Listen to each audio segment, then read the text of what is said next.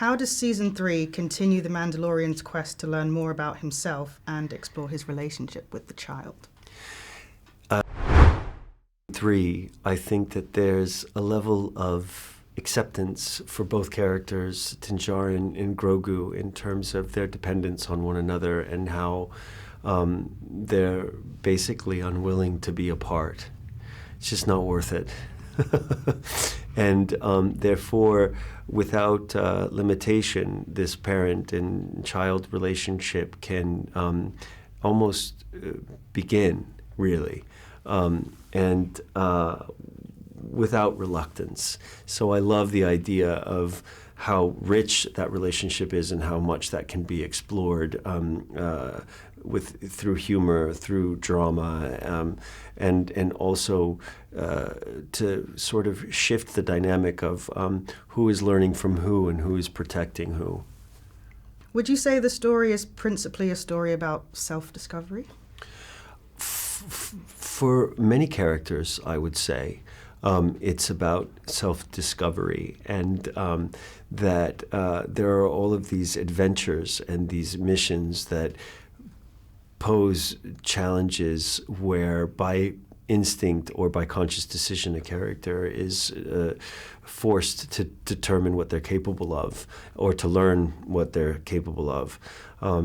There isn't more of a kind of blank slate as Din Djarin in terms of losing his parents so young and being a foundling and identifying so strictly with a particular creed and culture, but not really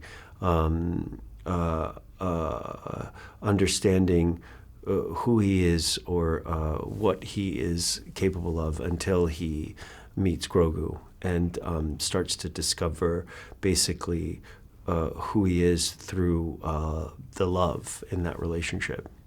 The teaser trailer suggests that the Mandalorian isn't alone and that there were or are more like him. Can you expand on that at all? Well, I hope I'm not in too much trouble because all day I've been talking about how many more Mandalorians people are going to get to meet in Season 3.